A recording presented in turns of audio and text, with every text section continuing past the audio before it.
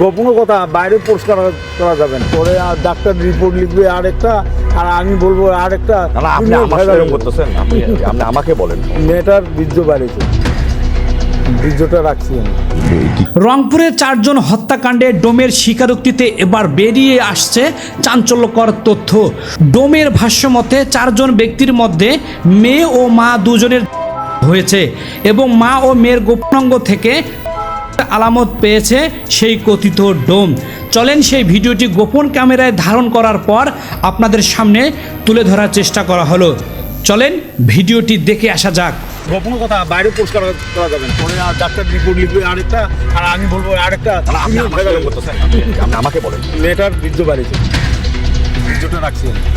কাগজটা বাড়ি করে দিয়ে না সাইবালি ছাড়া আমি কাগজ দিতে পারবো না। কি কি রাখলেন? ওই ভেজালি সবই রাখছে। ভেজাইনের সব? হ্যাঁ। কি হলো? ওটা দুটো সিআইডির মধ্যে পুলিশ নিয়ে গেলো দিবার জন্য, আর দুটা আমাদের মেডিকেলে পরীক্ষা করার জন্য কলেজে দিয়েছি। মানে কি পাইছেন কি এমনিতে? আমাদের বীর্য ছিল। বীর্য ছিল মানে কোনটার মধ্যে? মেয়েটা মানে যেটা মেয়েটা। হ্যাঁ। তারা ধর্ষণ হয়েছে? হ্যাঁ। পুরাবা এখন বলা যাবে না যে কি হয়েছে কি না হয়েছে, কিন্তু দুইটা মায়ের বেটি দুইটা সোয়াব রাখা আছে। মেয়েটা তো ধর্ষণ হয়েছে, ডাক্তার মানা করতেছে কেন? কি তা বলতে পারলাম না। এখন ডাক্তার জানে আর রিপোর্ট জানে। কি কয়? আমি বাড়ি থেকে। আপনারা কতদিন থেকে লাশ কাটেন? মেলা দিন দিকে। তাও কতগুলো? মেলা গুনছি নাই। মানে দেখি বুঝতে পারছেন? হ্যাঁ, ডাক্তার বলছে ওটা দেখো তো আছে কিনা। দেখলাম তো ওই যে বীর্য বাড়াচ্ছে, তো বলে ওটা রাখি তো, ওটা রাখি দিলাম। এখন ডাক্তারের উপর তো আমি তো কিছু বলতে পারবো না। এখন ডাক্তার যদি রাখে, যদি ভিসা যদি রাখবার চায় তো ভিসা রাখি দাও, তাহলে রাখি দিব। আর যদি বলে না রাখবে না, কোনো গতি নাই, তাহলে রাখবো না। তো ডাক্তার বীর্য যখন বাড়িয়েছে, ডাক্তার বললো এটা ভেজালি সব বাড়ি করে না, বাড়ি করে নিয়েছি। ভেজালি ঠিক আছে, কিন্তু মানে আপনার কি মনে হয়? এমনি আপনার সাথে এটা তো আলোচনা করি না, এগুলো বাইরে বলা যাবে না। বাইরে আমি বলি পরে আর ডাক্তার। রংপুরের আলোচিত 4 হত্যাকাণ্ডের একের পর এক সামনে আসছে নতুন তথ্য।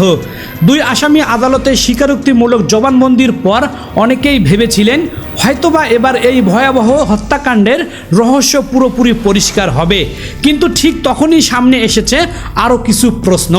ডোমের কথিত বক্তব্য, ময়না তদন্তের তথ্য এবং পুলিশের দেওয়া ঘটনার বর্ণনার মধ্যে যদি সত্যি কোনো পার্থক্য থেকে থাকে, তাহলে সেই পার্থক্যগুলো কতটা গুরুত্বপূর্ণ হতে পারে একবার ভেবে দেখেছেন? আর সবচেয়ে বড় প্রশ্ন, এই মামলায় কি আরও কোনো তথ্য এখনও তদন্তের আড়ালে রয়েছে? আজকের প্রতিবেদনে থাকছে সেই গোপন প্রশ্নগুলোর বিশ্লেষণ। তো দেরি না করে ভিডিওটি শুরু করা যাক। রংপুর নগরীর মাছুয়াপাড়া এলাকায় অবসরপ্রাপ্ত শিক্ষক গণপতি চক্রবর্তী, তার স্ত্রী প্রীতিলতা চক্রবর্তী, মেয়ে আগামী চক্রবর্তী এবং ছেলে আয়ুষ চক্রবর্তীকে হত্যা করা হয়। 4 জনের মরদেহ উদ্ধারের পর থেকেই পুরো এলাকায় তৈরি হয়েছে তীব্র আতঙ্ক। প্রথম দিকে হত্যাকাণ্ডের কারণ নিয়ে ছিল ধোঁয়াশা।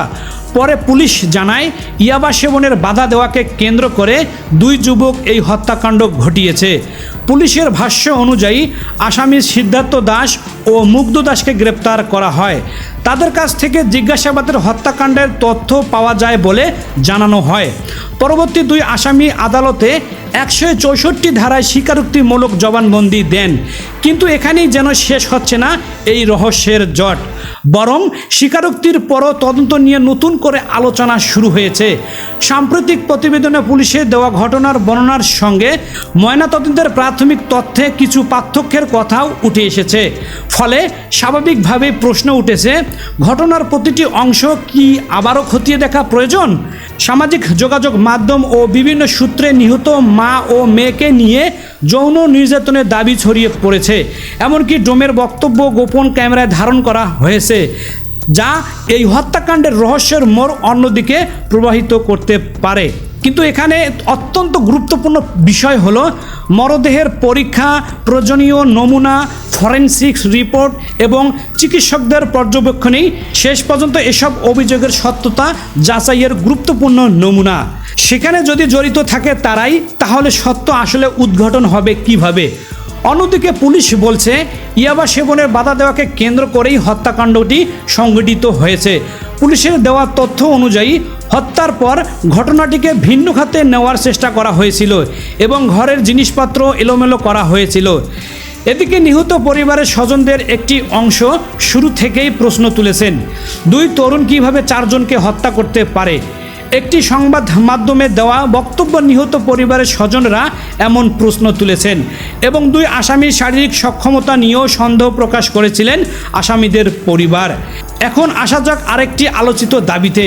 সামাজিক যোগাযোগ মাধ্যমে কিছু ছবি বা তথ্য ঘিরে দাবি উঠেছে, গ্রেপ্তার হওয়া ব্যক্তিদের পোশাকের সঙ্গে এক আইনশৃঙ্খলা বাহিনীর পোশাকের মিল রয়েছে, কিন্তু পোশাকের মিল পাওয়া গেলেই কোনো ব্যক্তি আইনশৃঙ্খলা বাহিনীর সঙ্গে যুক্ত এমন সিদ্ধান্ত পৌঁছানো ঠিক নয়। এটা কাকতালীয় হতে পারে, আবার নাও হতে পারে, কেননা আজকের সমাজে কাউকে আসলে বিশ্বাস করা যায় না।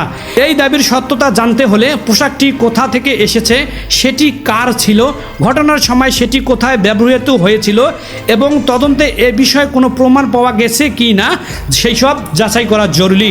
অর্থাৎ এই বিষয়টি এখন পর্যন্ত একটি প্রশ্ন বা দাবি হিসাবে দেখাটাই যুক্তিপূর্ণ। শুধু কি তাই, এলাকাবাসীর মধ্যে রয়েছে নানান প্রশ্ন। অনেকেই বলছেন, নেশাগ্রস্ত অবস্থায় মাত্র দুইজন ব্যক্তি কি সত্যি একই পরিবারের চারজনকে হত্যা করতে পারে? আবার পুলিশের বক্তব্য হচ্ছে হত্যাকাণ্ডের পেছনে এই দুজনের সম্পৃক্ততার প্রমাণ এবং আলামত পাওয়া গেছে। তাহলে সত্য আসলে কোনটি? এই প্রশ্ন আপনাদের মাঝে রেখে গেলাম।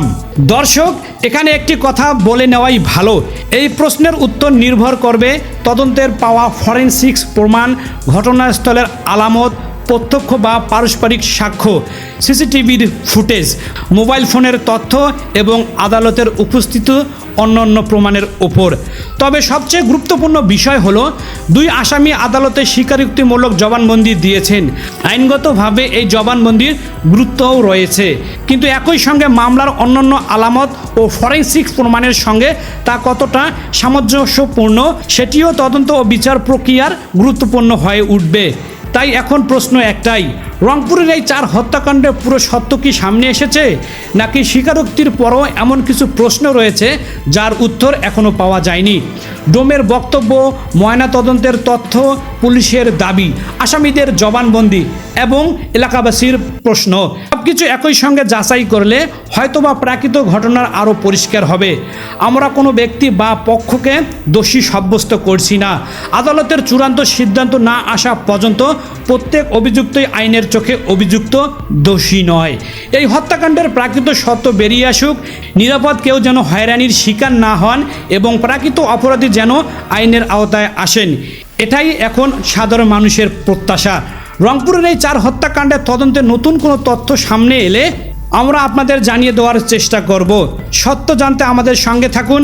আরও একটি গোপন তথ্য রয়েছে যা আগামী ভিডিওতে প্রকাশ করা হবে, তাই এই আপডেট পাওয়ার জন্য এই চ্যানেলটি এখনই সাবস্ক্রাইব করে রাখুন। সেই সাথে ভিডিওটি ভালো লাগলে লাইক দিতে পারেন। ধন্যবাদ এতক্ষণ সাথে থাকার জন্য। নতুন নতুন আপডেট খবর পেতে চ্যানেলটি সাবস্ক্রাইব করে পাশেই থাকবেন।